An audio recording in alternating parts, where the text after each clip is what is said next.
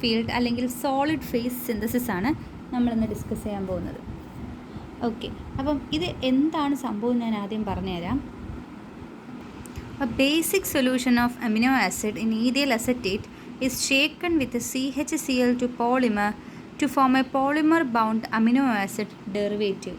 എന്ന് വെച്ചാൽ അമിനോ ആസിഡിനെ നമ്മൾ ഈഥൈൽ അസറ്റേറ്റുമായിട്ട് ട്രീറ്റ് ചെയ്തിട്ട് നമ്മളതിന് എന്ത് ചെയ്യുകയാണ്, CHCl2 ആയിട്ട് ട്രീറ്റ് ചെയ്ത് ഒരു polymer bound amino acid derivative ഉണ്ടാക്കുകയാണ്. ഇവിടെ നടക്കുന്ന മെക്കാനിസം എന്ന് പറഞ്ഞാൽ SN2 മെക്കാനിസമാണ്. അപ്പോൾ SN2 മെക്കാനിസം വഴി ഇതാണ് നമ്മുടെ അമിനോ ആസിഡ്, ഇത് നമ്മുടെ CH2Cl. റിയാക്ഷൻ SN2 മെക്കാനിസം വഴി ഈ CH2ലുള്ള ഈ ബോണ്ട് ഉണ്ടല്ലോ, ഈ bond shared by chlorine and CH2, അത് ക്ലോറിൻ സ്വീകരിക്കുമ്പോൾ നെഗറ്റീവ് ചാർജും പോസിറ്റീവ് ചാർജും വരും. ആ ക്ലോറിനെ നമ്മൾ റിമൂവ് ചെയ്തു, കാണാവോ? ആ ക്ലോറിനെ നമ്മൾ റിമൂവ് ചെയ്തു. ഈ CH2ൽ പ്ലസ് ചാർജ് വരും, ആ CH2 കയറി ഇവിടെ ഇരിക്കും. അതാണ് സംഭവിച്ചത്. ഓക്കെ, അപ്പോൾ പോളിമർ ബോണ്ട് അമിനോ ആസിഡായി. ഇതെന്താണെന്നറിയാവോടാ? അമിനോ ആസിഡിൻ്റെ ഈ COOH എന്ന് പറഞ്ഞ പോയിൻ്റ് ഇതുണ്ടല്ലോ, നമ്മുടെ കാർബോക്സിൽ ഗ്രൂപ്പ്. ഇപ്പോൾ ഈ കാർബോക്സിൽ ഗ്രൂപ്പ് പ്രൊട്ടക്റ്റ് ചെയ്തിരിക്കുകയാണ്. ആര്? പോളിമർ CH2Cl എന്ന് പറഞ്ഞ പോളിമർ പ്രൊട്ടക്റ്റ് ചെയ്തിരിക്കുകയാണ്. അപ്പോൾ നമ്മളിത് പോളിമർ ബോണ്ട് അമിനോ ആസിഡ് എന്നാണ് പറയുന്നത്. നമുക്ക് കാർബോക്സിൽ ഗ്രൂപ്പ് മാത്രം പ്രൊട്ടക്റ്റ് ചെയ്താൽ മതിയോ? അമിനോ ഗ്രൂപ്പ് പ്രൊട്ടക്റ്റ് ചെയ്യണ്ടേ? അങ്ങനെ അമിനോ ഗ്രൂപ്പ് പ്രൊട്ടക്റ്റ് ചെയ്യാനായിട്ട് ഉള്ള നമ്മുടെ ഏജൻ്റാണ് ഇയാൾ T ബ്യൂട്ടോക്സി അസിഡോ ഫോർമേറ്റ് എന്നാണ് ഇതിൻ്റെ പേര്. ഇനി എന്ത് സംഭവിക്കുമെന്നറിയാവോ? ഈ N3യും ഈ H ആയിട്ടൊന്ന് റിമൂവ് ആവും.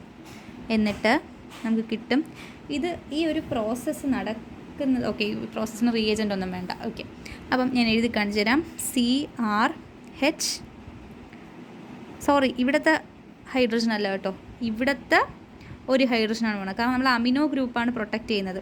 അപ്പം CRH, ഇവിടെ COOH, NH, C double bond O BUT, T butoxy azido formate അവിടെ പ്രൊട്ടക്റ്റിംഗ് ഗ്രൂപ്പ് ഉണ്ട്. ഇവിടെ നമ്മൾ അമിനോ ഗ്രൂപ്പ് നമ്മൾ എന്ത് ചെയ്തിരിക്കുകയാണ്, പ്രൊട്ടക്റ്റ് ചെയ്തിരിക്കുകയാണ്. നമ്മൾ അതിനെ പറയുന്ന പേരാണ് N പ്രൊട്ടക്റ്റഡ് അമിനോ എന്നാണ് നമ്മൾ പറയുന്നത്. അപ്പോൾ അമിനോ ഗ്രൂപ്പ് നമ്മളിവിടെ എന്ത് ചെയ്തിരിക്കുകയാണ്, പ്രൊട്ടക്റ്റ് ചെയ്തിരിക്കുകയാണ്. അങ്ങനെ നമ്മൾ എന്ത് ചെയ്യണം, അപ്പം നമ്മൾ രണ്ട് ഗ്രൂപ്പിനെയും പ്രൊട്ടക്റ്റ് ചെയ്തു. അപ്പം രണ്ട് ഗ്രൂപ്പിനെയും പ്രൊട്ടക്റ്റ് ചെയ്തിട്ട് ഇനി നമുക്ക് ഓരോരുത്തരെയും ഇനി നമുക്ക് ഇവർ രണ്ടുപേരെയും ചേർക്കണ്ടേ?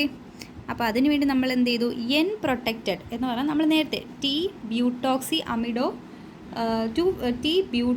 അസിഡോ ഫോർമേറ്റ് ആയിട്ട് നമ്മൾ ഒരു റിയേജൻറ്റുമായിട്ട് N പ്രൊട്ടക്റ്റഡ് അമിനോ ആസിഡ് ചെയ്തില്ലേ, പിന്നെ പോളിമർ ബൗണ്ടുമായിട്ടൊരു അമിനോ ആസിഡ് ചെയ്തില്ലേ. അത് രണ്ടിനെയും നമ്മൾ condensation reaction, that means water eliminate ചെയ്ത് DCC എന്ന് പറയുന്ന ഒരു റിയേജൻറ്റിൻ്റെ പ്രസൻസിൽ നമ്മൾ എന്ത് ചെയ്യും, കണ്ടൻസേഷൻ റിയാക്ഷൻ അണ്ടർ ചെയ്ത് നമുക്കൊരു വലിയ പ്രോഡക്റ്റ് കിട്ടും. ഇതിൽ DCC എന്ന് പറഞ്ഞാൽ ഡൈസൈക്ലോഹെക്സൈൽ കാർബോഡിമൈഡാണ്. ഡൈസൈക്ലോഹെക്സൈൽ കാർബോഡിമൈഡ്.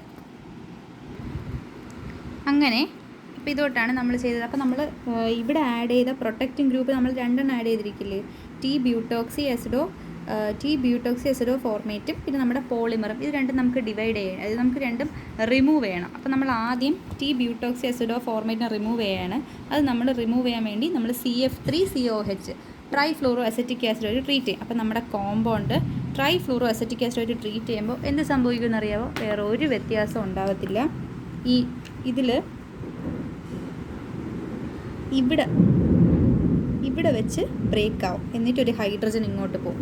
അതാണ് നമ്മുടെ കോമ്പൗണ്ട്, വേറെ ഒരു വ്യത്യാസമില്ല. ഇതൊരു പോളിമർ ബോണ്ടഡ് ഡൈപെപ്റ്റൈഡ് ആണ്, പോളിമർ ബോണ്ടഡ് ഡൈപെപ്റ്റൈഡ്. എന്നിട്ട് എന്താണ് സംഭവിക്കണമെന്ന് അറിയാമോ? നമുക്കിപ്പം പോളിമർ ബോണ്ടഡ് ഡൈപെപ്റ്റൈഡ് ആണ് കിട്ടിയത്. ആ പോളിമർ ബോണ്ടഡ് ഡൈപെപ്റ്റൈഡ് ഞാൻ ഒന്നുകൂടെ എഴുതി. എന്നിട്ട് ഒരു N പ്രൊട്ടക്റ്റഡ് അമിനോ ആസിഡായിട്ട് ട്രീറ്റ് ചെയ്യും. N പ്രൊട്ടക്റ്റഡ് അമിനോ ആസിഡായിട്ട് ട്രീറ്റ് ചെയ്യുമ്പോൾ നമുക്ക് എന്ത് കിട്ടും? നമുക്ക് എന്ത് കിട്ടുന്നേ? നമുക്കൊരു പോളിമർ കിട്ടും. വീണ്ടും ഒരു പോളിമറിനാണ് കിട്ടുന്നത്. അപ്പം നമുക്കതൊരു പോളിപെപ്റ്റൈഡായി മാറും, പോളിമർ ബോണ്ടഡ് പോളിപെപ്റ്റൈഡ്. ഈ സാധനത്തിന് വീണ്ടും നമ്മൾ ഹൈഡ്രജൻ ഫ്ലൂറൈഡ് ചെയ്യുമ്പോൾ എന്ത് സംഭവിക്കും? ഈ എൻഡിലുള്ള പോളിമർ പോയിട്ട് അവിടെ ഒരു ഹൈഡ്രജൻ അങ്ങ് ചേരും. എൻഡിലുള്ള പോളിമർ പോയിട്ട് അവിടെ ഒരു ഹൈഡ്രജൻ അങ്ങ് ചേരും. അങ്ങനെ എന്ത് സംഭവിക്കും? നമുക്ക് അവസാനം ഒരു പോളിപെപ്റ്റൈഡ് കിട്ടും. പോളിമർ ഇല്ലാത്ത, ലൈക്ക് പോളിമർ ബോണ്ടഡ് മാറും. Okay, thank you.